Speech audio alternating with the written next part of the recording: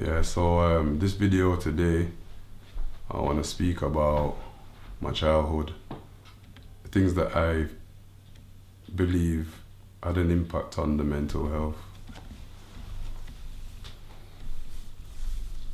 The things that I can remember growing up from school days, I'm talking like nursery, first school.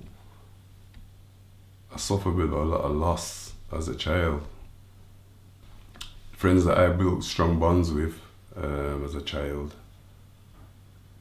going through the school system and moving from school to school, I kind of lost a lot of friends because I made strong bonds, but then I'd have to get kicked out of school and I'd have to make new friends. So I realized that I was suffering from loss from a young age. Do you know what I mean? When I started feeling like I was letting my mum down at school, I always going home with letters and always been the one being misbehaving in class and always feeling like I was letting even my teachers down. I used to have a teacher, I used to like Miss Kidd. I made special bonds with Miss Kidd, and I used to promise her that I weren't going to do things, and having to go down to Miss Kidd's office, I felt like I'm letting Miss Kidd down now.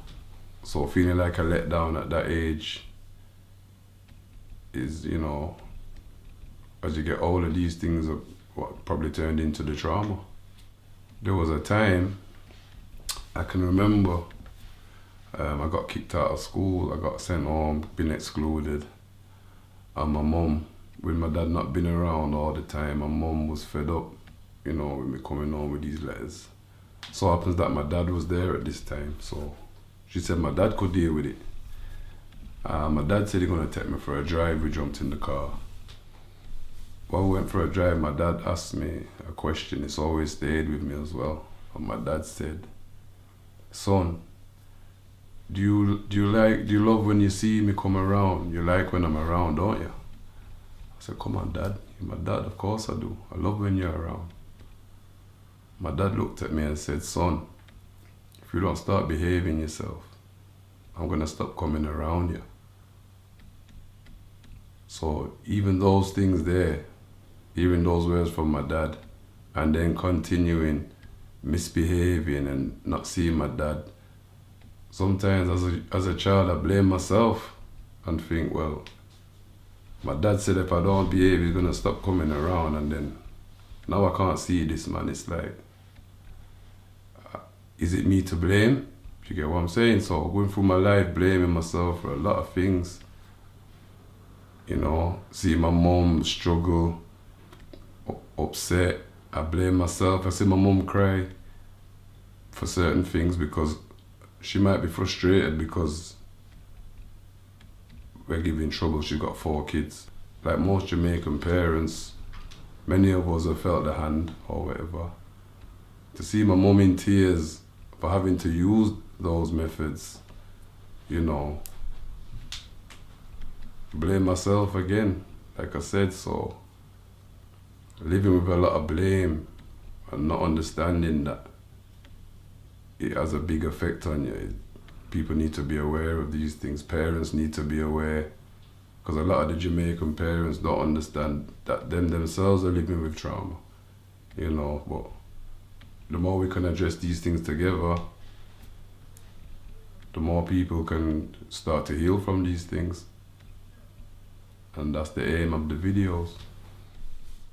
As life progressed and I reached like secondary school, and I start to become a bit older, you reach puberty and stuff,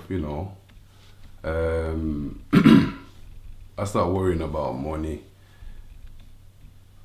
I started stealing at first. I used to go steal sweets, steal chocolate bars, and sell them at school to make a little change. Like I said, my mom was a single parent working at youth club, so it wasn't easy. You know what I'm saying?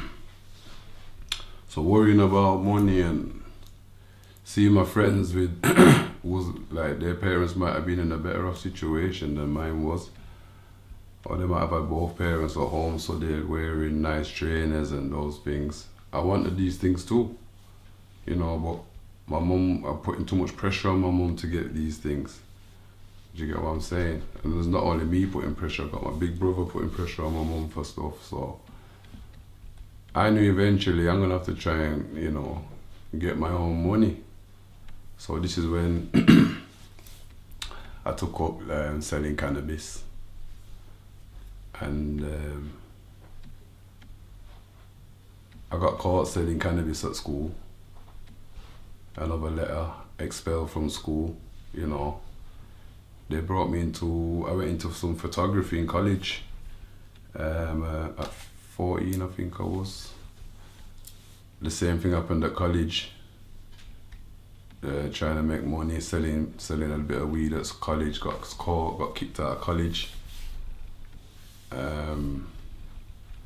It's just a downhill spiral really from there. My mum getting fed up. I ended up on the streets, I ended up on the front line. One of the youngest men on the front line. The youngest man on the front line, to be honest. And that's where things took a different turn again.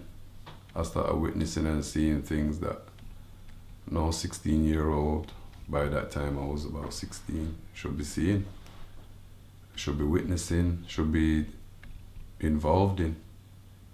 You know what I'm saying? My friends was all older than me. My friends are 3-4 years older than me, been on the streets longer than me. This was me now. Growing up in Pittsmore, you know, it's just different. You have to be, it's different to a person growing up, we could say like in Updoor or something like that, with both of his parents married. Everything, parents have both got good jobs. Where we was at, it wasn't like that. Most parents might not be even got a job. Some people are looking for a job. You get what I'm saying? And the approach, the upbringing, like me now, I teach my children. I wanna hug and kiss my children when I see them. But my kids have got in their head now that kissing, and they're trying to dress back from that and running away from hugs. Because the upbringing is you touch fists, you know what I'm saying? And it's them little things like that where we need to get away from and start bringing back some love and some hugs. Because I don't want my daughter touching fists and with daddy. Daddy wants a hug, you know. Same with my son. There's nothing wrong with hugging and giving your son a kiss. But we've got it now where we come from, that now we have to be strong and we give firm and we don't hug. We need to get rid of all that stuff. Because the reason we need to get rid of it is because the inner child was struggling before when he was young. Or even then, he needs a hug about things. Some things that he needs a hug for. And the parents need to understand that when we was young growing up and we fell over and we might have teared our trousers, teared our jeans, yeah? We was upset about our jeans. We was upset about our trainers rubbed off the front. And we might have came home and needed a hug as well. And say, son, it's okay, you know. But in a lot of our homes when we went home, with your jeans teared and your trainers ripped out, you got beaten as well on top of it. So we need hugs. That's all I'm saying. We need to change a lot of it up. You get me? After my breakdown last year, I got this place in it. I call it the Energy Hub. It's just my flat, but I created it and I set it just how I want it. Basically all around my plant healing, to be fair, my psychedelic journeys. We'll get into that on another video about my mushroom journeys and stuff. But yeah, this place was just a safe haven for me. It's the right frequency. I come here and sit down by myself, get inside myself, meditate, sit with my crystals, burn sage, burn incense and just relax. Turn the music loud. This is the best place for me to be, to raise my frequency. Yeah, so this is it.